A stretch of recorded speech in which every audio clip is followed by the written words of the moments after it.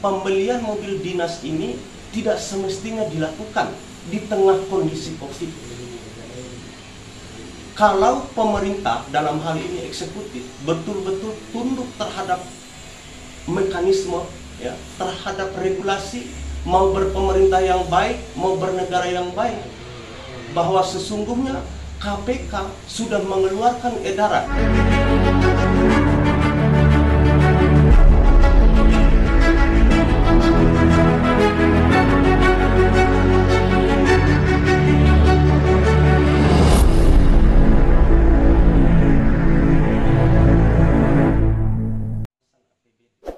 Rencana pemerintah Kabupaten Bima membeli mobil dinas baru terus menuai kritik. Pasalnya, di tengah pandemi COVID-19 dan keuangan negara dan daerah sedang memburuk, pemerintah Kabupaten Bima justru berencana membeli mobil dinas baru, padahal mobil dinas yang lama masih ada. Kritikan itu muncul dari berbagai pihak, utamanya dari anggota DPRD Kabupaten Bima fraksi PDIP, Firdaus. Menurut Firdaus, jika pemerintah daerah memaksakan untuk membeli mobil dinas saat ini, itu menunjukkan jika pemerintah Kabupaten Bima tidak punya niat baik membangun daerah dan tidak berpihak pada program untuk rakyat. Bayangkan saja, kata Firdaus, dari data yang ia pegang, total anggaran yang digunakan untuk membeli mobil dinas tersebut sebanyak 5 miliar lebih.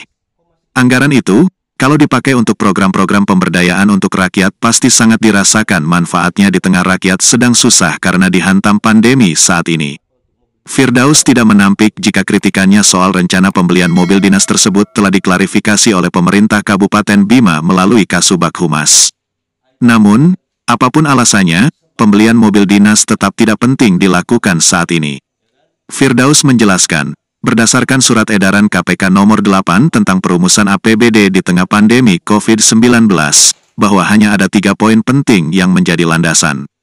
Pertama, pokok pikiran Dewan, hasil musrembang, dan program OPD. Tidak ada pokok pikiran eksekutif. Lalu, pengadaan mobil dinas ini muncul dari mana? Sementara tidak pernah dibahas pada rapat Banggar. Mendalami polemik pengadaan mobil dinas tersebut, yang juga kerap disebut sebagai APBD siluman, tim Mata Warta TV mendatangi anggota DPRD Kabupaten Bima, Firdaus. Berikut wawancara eksklusif Mata Warta TV dengan Firdaus.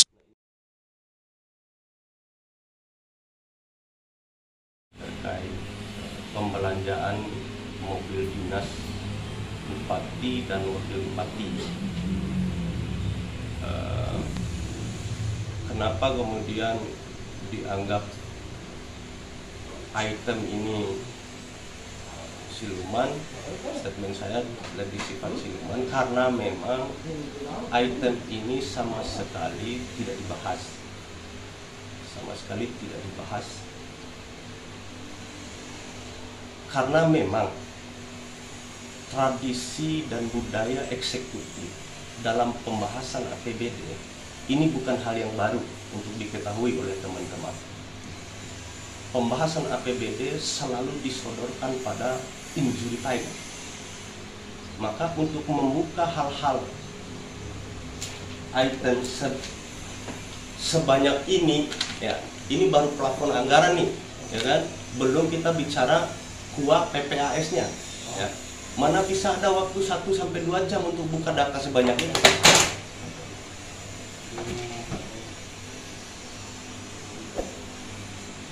Kalau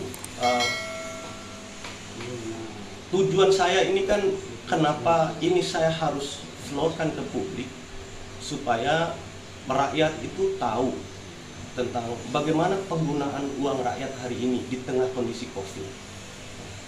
Dan kemudian saya berharap semua elemen untuk bersama-sama mengawasi penggunaan uang ini di tengah minimnya APBD yang kita miliki karena kondisi COVID.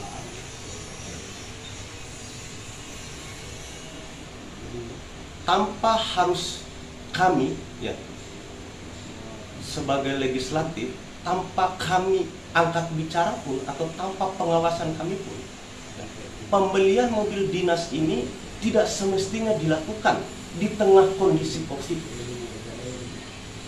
Kalau pemerintah dalam hal ini eksekutif betul-betul tunduk terhadap mekanisme, ya, terhadap regulasi, mau berpemerintah yang baik, mau bernegara yang baik, bahwa sesungguhnya KPK sudah mengeluarkan edaran nomor 8 tahun 2022 tentang bagaimana metode dan cara kita merumuskan APBD di tengah kondisi COVID.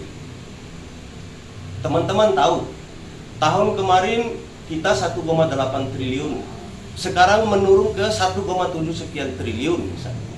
Lah kok malah sibuk mau beli mobil dinas di tengah kondisi yang begini? Nah, yang saya pertanyakan adalah, ini menjadi sesuatu yang mendasar nggak?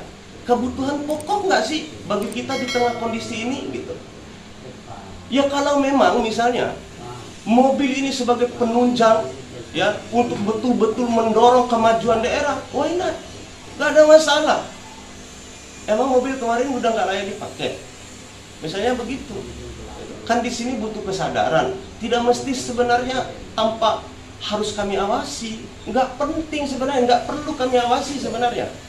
Karena di sini dibutuhkan kesadaran, kemudian tunduk pada mekanisme dan regulasi yang dituangkan oleh pemerintah pusat untuk merumuskan APBD. Yang pertama jelas di edaran KPK nomor 8, pokok pikiran DPR. Yang kedua hasil musrembang, yang ketiga program OPD. Lah terus tiba-tiba kok ada pembelanjaan yang begitu buat apa? Kok bisa datang dari mana? Kemudian tidak ada sedikit pun sentuhan pembahasan tentang itu terhadap kami Banggar. Apa memang iya? Yang perlu saya pertanyakan, apa iya memang tujuan eksekutif itu selalu membahas APBD itu untuk menyembunyikan item-item seperti ini? Supaya pembahasan APBD itu selalu pada injury time begini. Lah wajar dong, kaget juga kita sebagai Banggar. Bagaimana penggunaan uang ini lebih diprioritaskan kepada kebutuhan-kebutuhan yang mendasar, kebutuhan-kebutuhan rakyat di tengah minimnya kondisi APBD kita. Yang kedua, pengawasan ini kenapa saya lakukan dan kenapa saya angkat bicara, agar pemerintah dalam hal ini bupati dan wakil bupati menunda dulu pembelian atau pembelanjaan mobil dinasnya. Itu tujuan pengawasan saya, untuk tidak terjadinya pembelanjaan itu. Nah, di situ saya harapkan kepada bupati dan wakil bupati dalam hal ini eksekutif tidak dulu membelanjakan uang itu untuk mobil dinasnya gitu. Mengutamakan dulu hal yang prioritas.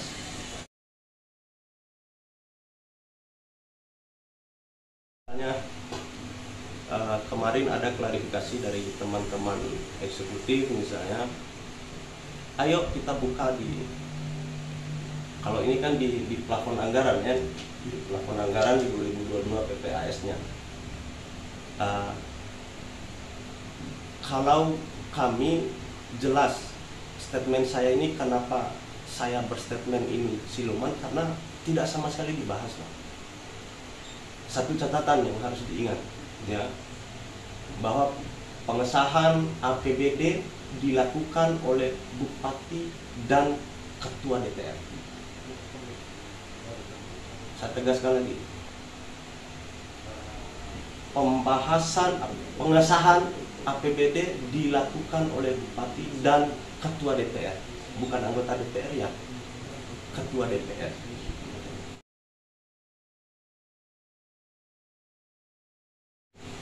Jadi di sini saya harapkan kepada teman-teman semua, ayo sama-sama mengawasi uangnya. Walaupun memang saya menyadari itu adalah tugas pokok kami, ya, tugas yang mendasar kami untuk mengawasi itu. Tetapi saya lebih mengajak ke teman-teman semua elemen untuk bersama-sama mengawasi uang itu.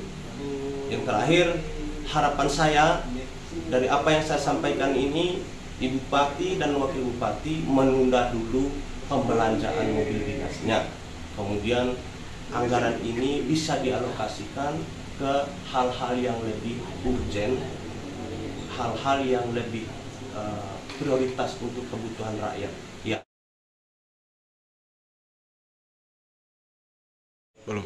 Belum sama sekali ya, karena memang tadi bahwa pembahasan APBD ini dihadapkan pada injury time. Gitu. Lah gimana kita mau buka item satu persatu? Gitu. Bahwa tradisi pembahasan APBD itu kita selalu dihadapkan pada waktu yang sempit. Ya, itu yang membuat kami itu kaget juga gitu loh.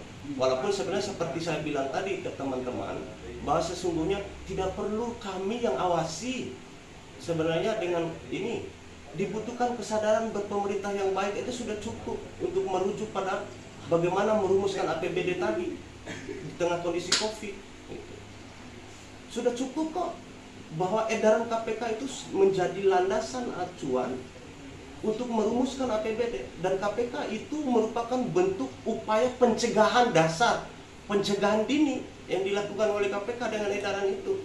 Sebenarnya dengan itu sudah cukup teman-teman eksekutif bersama-sama kami untuk merumuskan APBD itu dengan kondisi hari ini, kondisi negara hari ini, kondisi keuangan negara hari ini, gitu.